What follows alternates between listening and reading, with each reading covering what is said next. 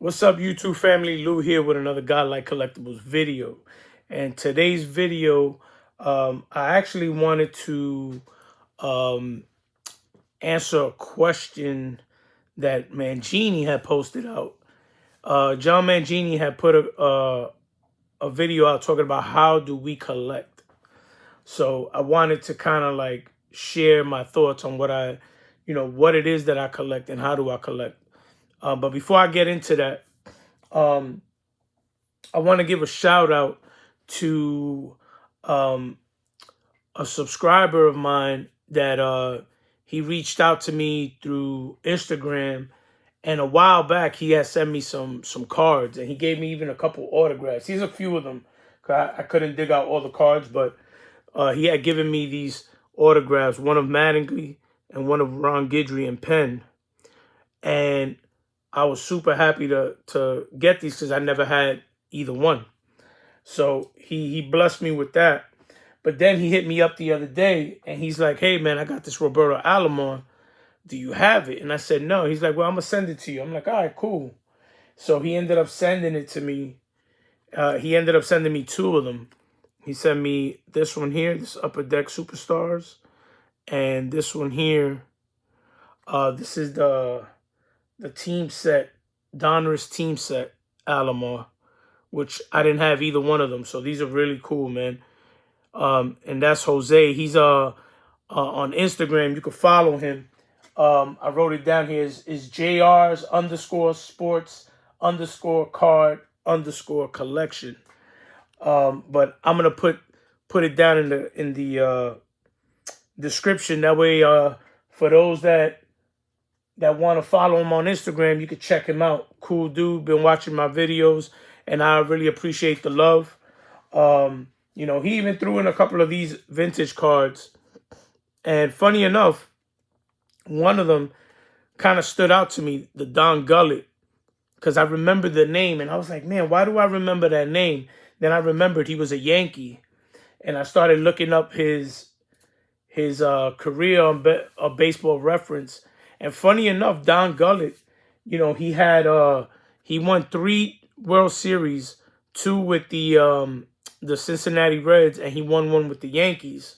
But then near the end, he got hurt when he was with the Yankees, and the injury forced him to retire at an early age. He only played 9 years, but he had over 105 wins. And they were saying that, I think it was Sparky Anderson, who had mentioned that they thought that he would be a Hall of Fame caliber pitcher when he retired because he had won 91 games by the age of 25, which was faster than Warren Spahn and faster than a couple other lefty Hall of Famers. And when you look at his win percentage, which was very, very, I was bugging out when I saw it. He had a higher win percentage than Sandy Koufax, than Ron Guidry. And, if he would have stayed healthy, he probably could have been one of those pitchers that maybe would have won 250, 300 games. And we would have been talking about him in a different light. At the fact that he retired basically at 27, 28, and he had 3 World Series, and he had went to multiple World Series with the Reds during that time. And he had I think twice he was in the top 10 for Cy Young. I think one of them was in the top 5. So pretty cool, pretty impressive numbers. So that was pretty cool that he threw that in there. So now moving along with John Mangini's video of how do I collect. Now I found it interesting that he had mentioned that there was a person who I guess saw his video when he was showing off his cards and all that, and his card room and all these other things. It was interesting that they were kind of like saying, oh, why do you have those cards? They're not Hall of Famers. They're not worth much. And, and hey, kudos to those that collect Hall of Famers, right? Nothing wrong with that, right? To want the best of the best and the best in the games. But at the same time, like, he made some good points, Mangini, where he says, there was other star players that, even though they're not Hall of Famers, they were stars, right? We had all-star players, um, and MVPs, and Gold Glove winners, and batting title champions that never became Hall of Famers, but doesn't mean that they weren't good players, or it shouldn't matter if we want to collect them or not. Like, whose business are they anyway, right? I look at it as, when you grow up, especially in collecting, a lot of people love to collect players, team sets, player runs, team sets. And if you're a Phillies fan, then you're gonna buy a lot of Philly stuff. If you're a Yankee fan, you're gonna buy Yankee cards. And I just feel like, who cares if they're not worth all this money? Like, I'm not in it for the investment purpose of the value of the cards. I know a lot of people are, and that's cool, I guess, you know what I mean? But, to kind of downplay somebody else, and of all people, John Mangini, who has an unbelievable collection. He has probably one of the best collections that you've seen on YouTube. You can look on a bunch of different collectors' channels, and Mangini has one of the most unbelievable collections. And the fact that it spans so many different sets, and even pre-war to modern day, he has a bunch of everything and different sports. I usually try to stay in my lane with baseball, but how do I collect? Well, I collect my favorite players that I saw that I got to watch. You know what I mean? That I saw play, and who were superstars in their day, and some of them didn't make it to the Hall of Fame. Look, I love Juan Gonzalez. I love collecting Juan Gonzalez cards. He didn't make it to the Hall of Fame. Carlos Delgado, he's not in the Hall of Fame. Don Mattingly's not in the Hall of Fame, but they're like my favorite players to collect. I love Don Mattingly cards. I got a whole stack of Mattingly cards, and he's not in the Hall of Fame. And it don't matter to me whether he's not. It matters because I want him to be in there because I think he belongs. But it doesn't matter if he makes it or not because I'm still going to collect his cards.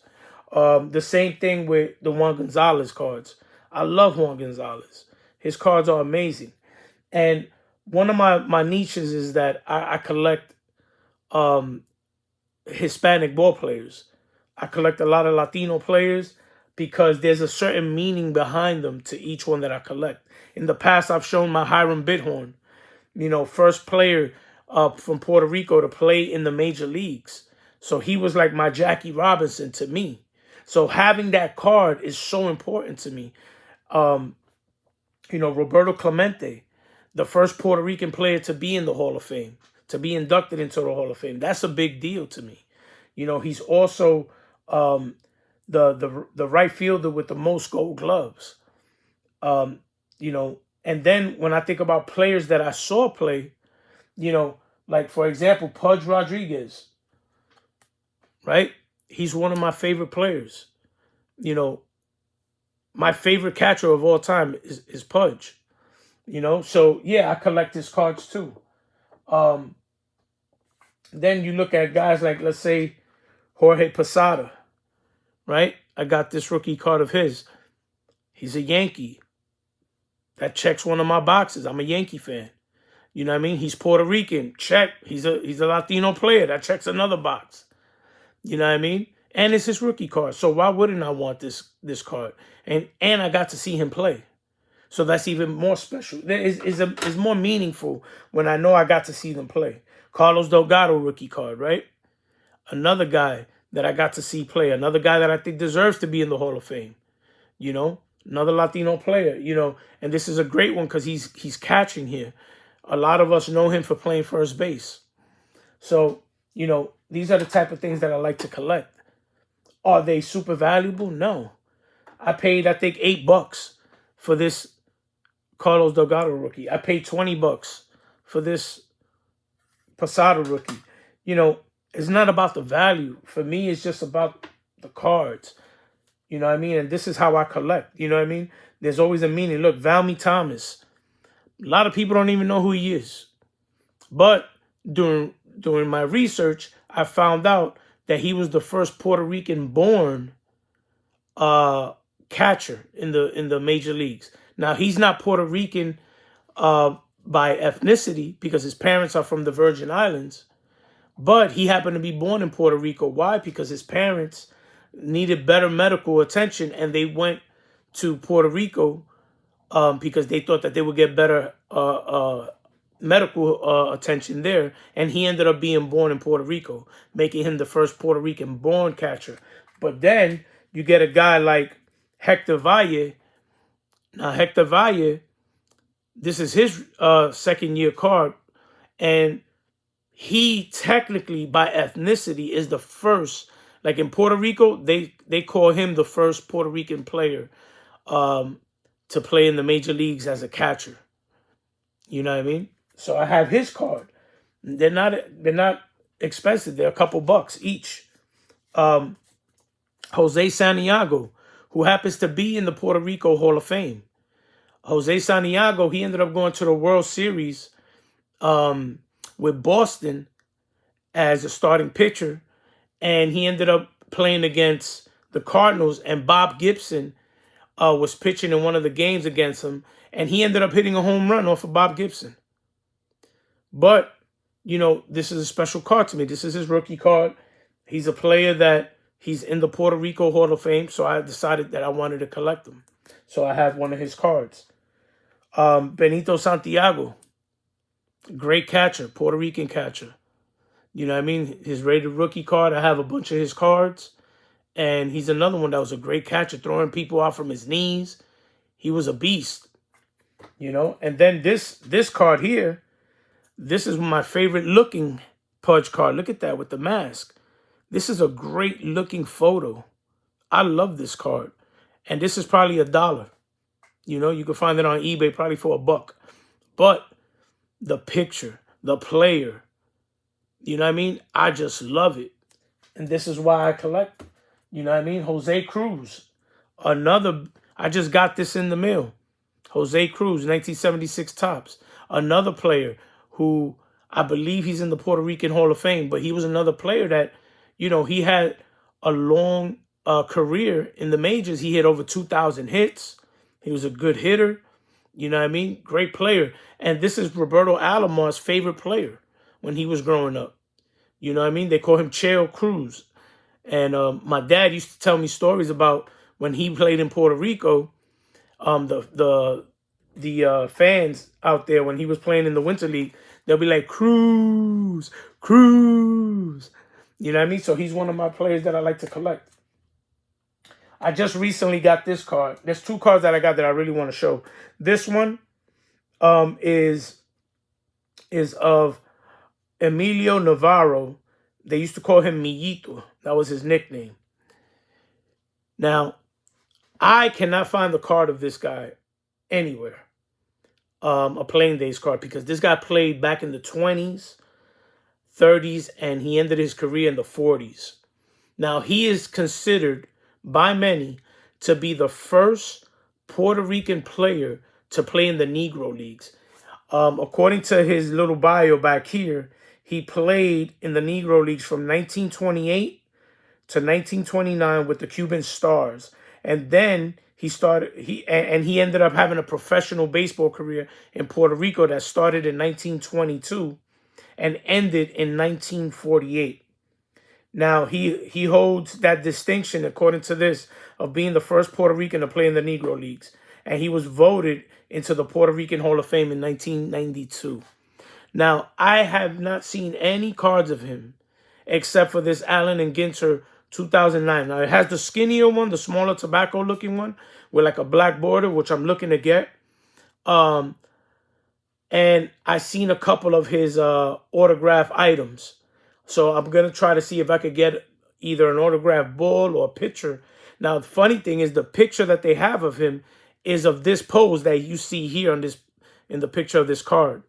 And it's a full-blown picture, which is really nice. A beautiful black and white picture that I saw.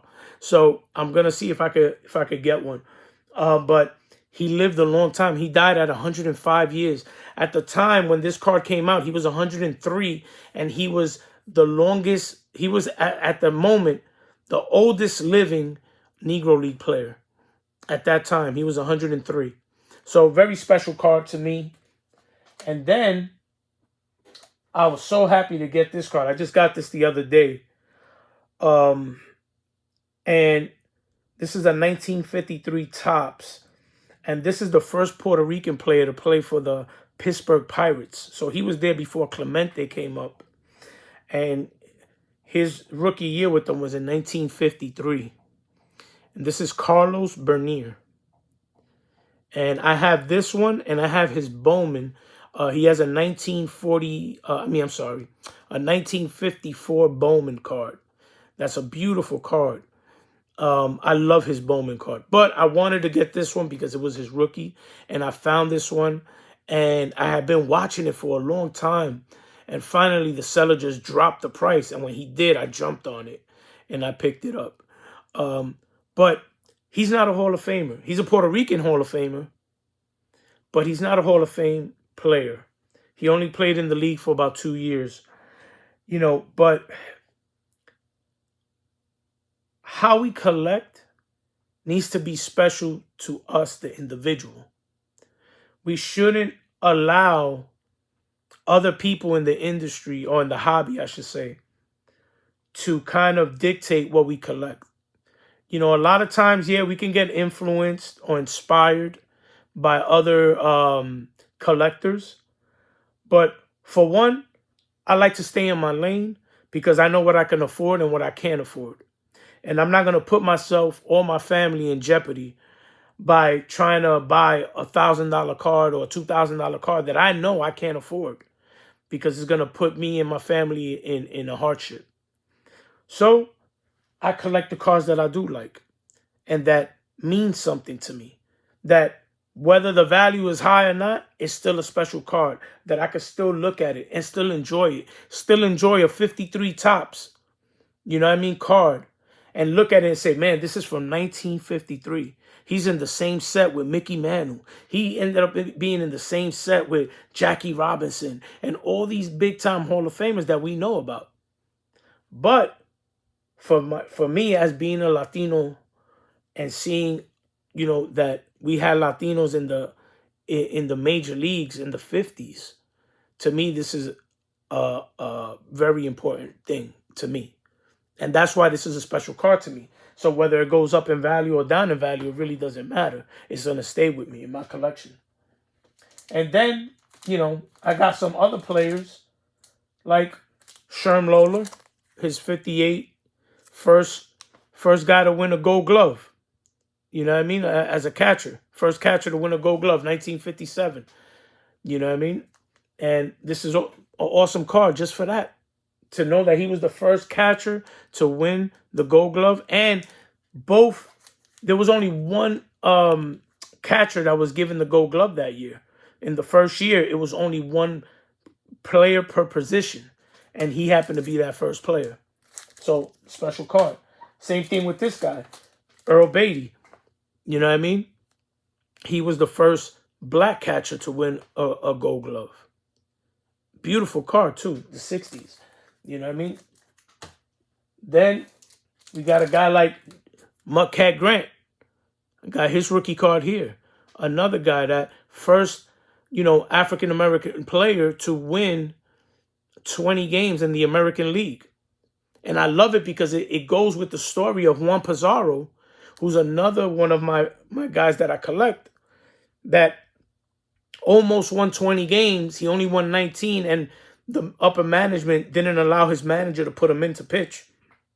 And he never had the opportunity to win his 20th game, which would have made him the first man of color to win it. But then the following year, Mudcat Grant won. And Jim Grant ended up getting that. And this is such an awesome looking card. I love the way this... I love the 58. If you can see up here, I got a bunch of 58s. I love the 58 Topps. What else? You know, then I think about guys that I saw play. Bo Jackson. I love Bo Jackson. Here's his Future Stars card. I remember '87 was the first year I started opening up packs. So I was opening up '87 tops like crazy. So this was one of the cards we wanted as kids. Rookie card of Barry Bonds, home run leader. The fact that he had the whole steroid allegations and all this other stuff, but that still makes it part of the history of the game. And you can't tell the history of baseball without these guys. So that's why I love collecting these guys. And like I said, I saw them play. As a Yankee fan, I love Paul O'Neill. And I love this card. This card is so sick. But, he's another one that I used to love watching play when he played with my Yankees. Then Ron Guidry got his rookie card. Why? He's a Yankee. You know what I mean? And I don't care what anybody tells me. I think he belongs in the Hall of Fame. And you can light me up in the comments or tell me I'm crazy.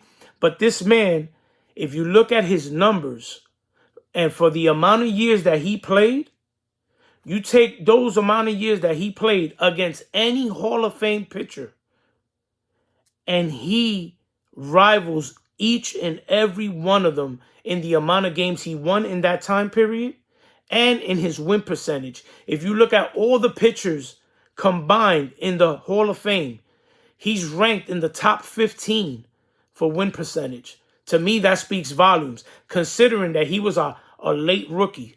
You know what I mean? But I love this card, and I had to get it. It's Ron Guidry. So, and then Elston Howard, first black player for the New York Yankees. You know what I mean? Special card. These are all special cards. You know what I mean? They're not super valuable. Look, this Don Mattingly, right? And I know everybody loves the 84 Donruss. But for some reason, this card speaks to me a lot. Because when I was a kid, I remember going into my card shop, my local card shop in the Bronx when I lived in New York. And it was actually like a comic shop, but it had cards and comics. And I always used to see this Don Mattingly in the display case. Always. And I always wanted it. But I could never afford it.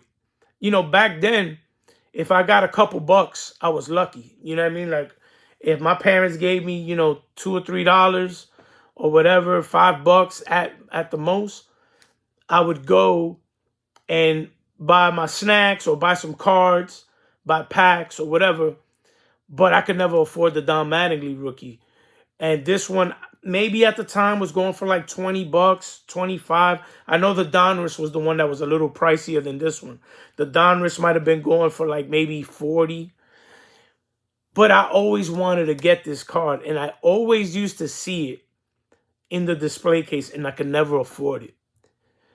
So when I got older and I was like, you know what? I got back into my whole collecting, and I started pulling my binders back out, and I started pulling boxes back out.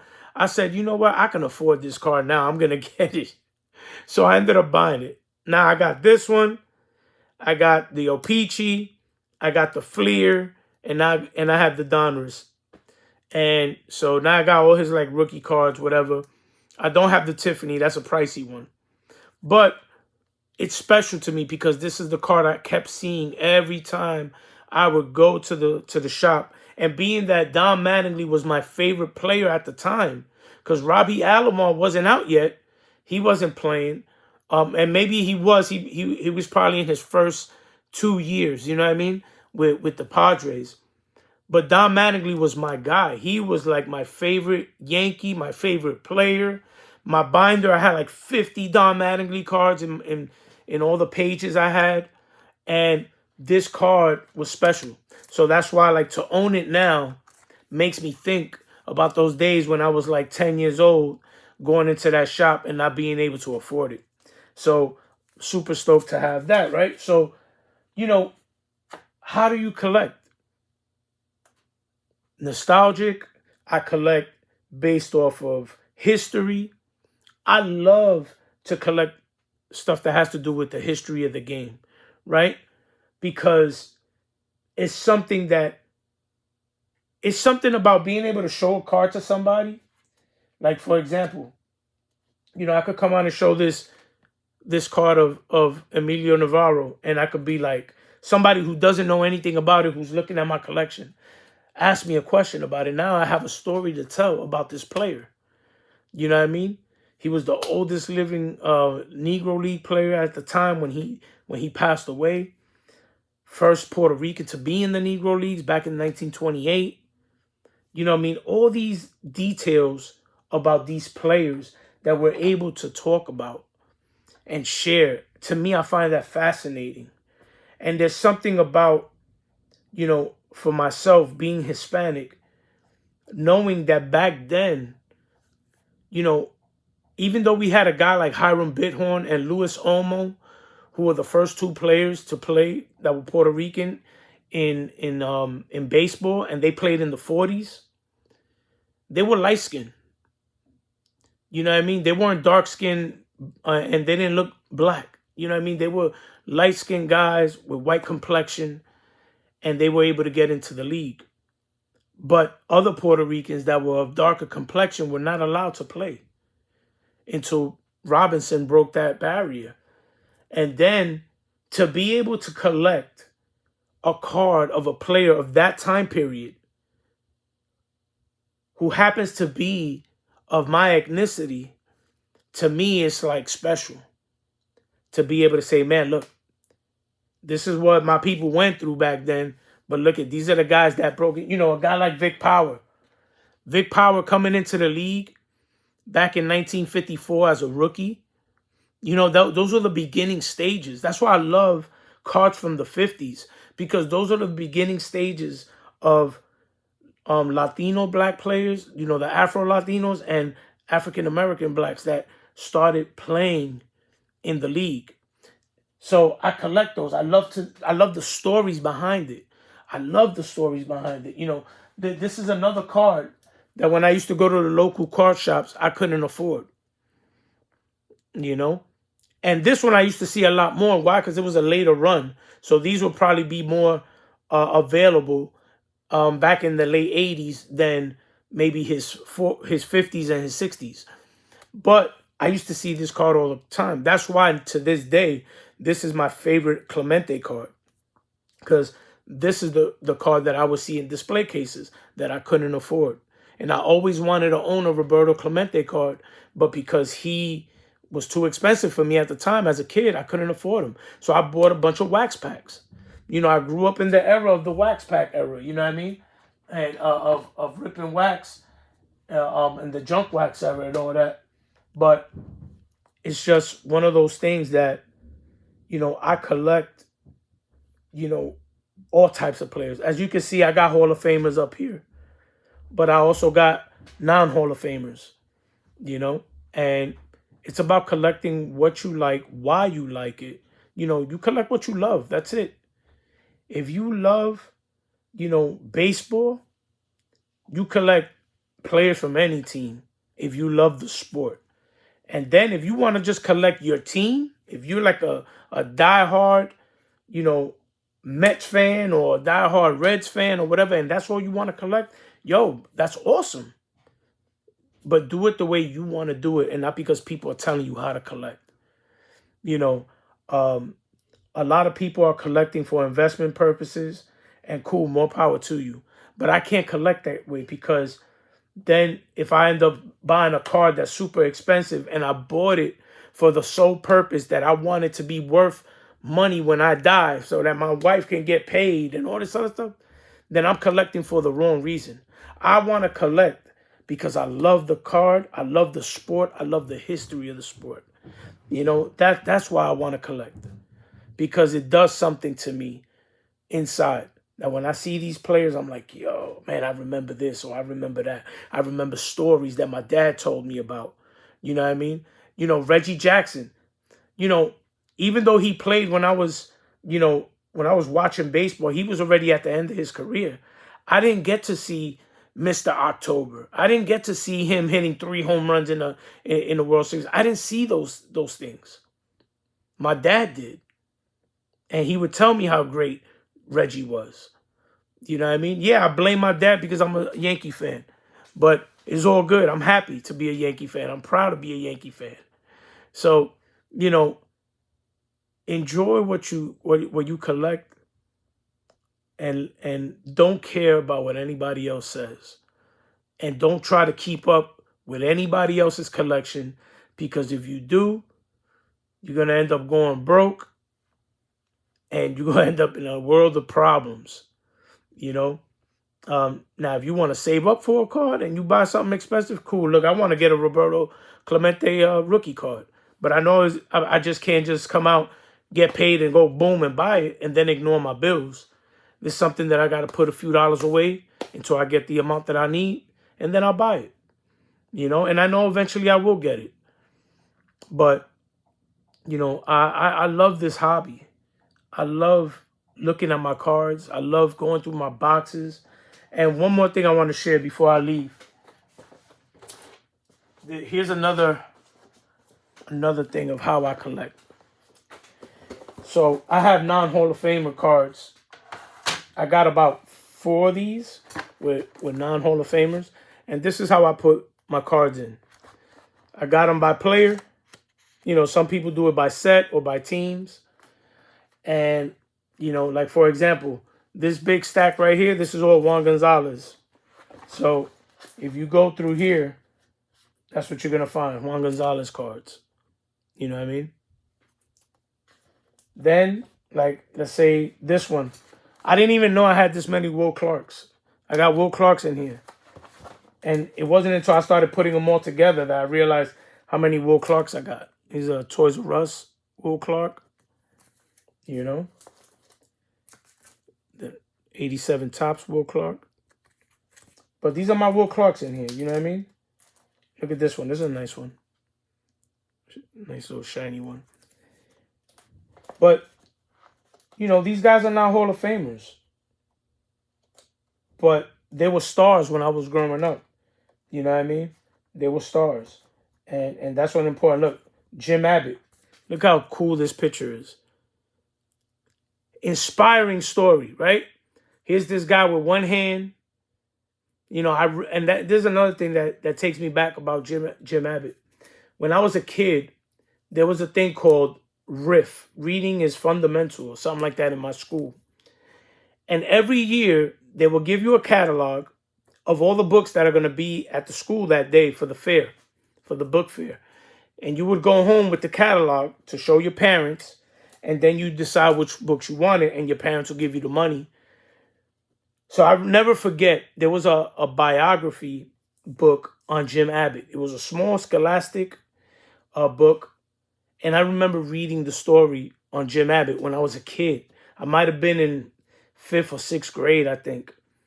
I think I was in 6th grade when that story came out. And I ended up buying the book, you know, with that book fair. But that made me want to collect Jim Abbott. His story was inspiring. And at the time, he wasn't a Yankee yet. He was with the Angels. And I remember collecting it, and I was being like, looking at him pitch, I was amazed at how quick he would put the glove on to field and then take it off, put it under his arm, take the ball out and throw it. And I thought that was amazing. And these are things that people can never take away from us, is our memories, our memories of the game, memories of what we saw, that nostalgia that takes you back. You know, when you look at the card, it takes you back to that time period when you was a kid or whatever, and you experienced watching that. I remember when I walked into Yankee Stadium for the first time, and I saw how big the field was. And I was just like, holy cow. I went with my dad for the first time, and we walked through the tunnel. And this is the older Yankee Stadium, not the one that's there now. And I remember we went to watch the Yankees play, and I walked through the thing, and I saw how huge the stadium was compared to, you know, what you're used to when you play Little League. And I was like taken back. And I was like in awe, in amazement of how beautiful the grass looked and the dirt and how big it was, how far it was to the outfield, you know, and sitting in the bleachers, you know, And it was just like an awesome experience that you never forget. And it always lives in your heart and in your memories. So that's why I say, how do I collect? I collect based off my nostalgia, based off of my history, based off of the history of the game. Doesn't matter if they're Hall of Famers or not. Yeah, I love Hall of Fame cards. I have a bunch of them. And I love regular all-star players that didn't make it to the Hall of Fame. And I love just regular players that have interesting stories behind them. Willie Hernandez. I have a whole run of Willie Hernandez cards. And he happened to be the first Puerto Rican player to win Cy Young Award, MVP, and the World Series MVP, all in the same year. You know what I mean? And there's only a handful of people that did that. Handful of pitchers that did that. So for him to be a part of that exclusive club, and he's Puerto Rican, means something to me. You know what I mean? So that's special. But I know I rambled on. I usually don't make videos this long. My videos usually are 10 to 15 minutes long. But I really wanted to really dive into this, because when Mangini said what he said about that person, telling him that, made that comment about, oh, they're not even Hall of Fame player cards. Why are you collecting those? They're not worth money. It's like, who cares? Who cares if they're not worth money? Like, I can honestly say that I really don't care. What I do care is that I'm able to enjoy my collection while I'm alive, and enjoy buying the players that I want to buy, the cards that I want to buy, and not care what anybody else has to say about it. Be able to share it with people, be able to share the stories behind it, and that's it. Just love the hobby and love collecting. That's all I care about. And I enjoy watching all of you guys that post stuff. There's a new channel that I'm following that, he shares only, like, he's a big time Rockies fan, and he had me cracking up not too long ago. I saw one of his videos where he said like a sarcastic remark about the Rockies, and then saying about how they're gonna have this losing year and all this other stuff, and that he was pumped or something like that. I started cracking up, but it's about collecting the stuff you love to collect. And I love watching Dylan,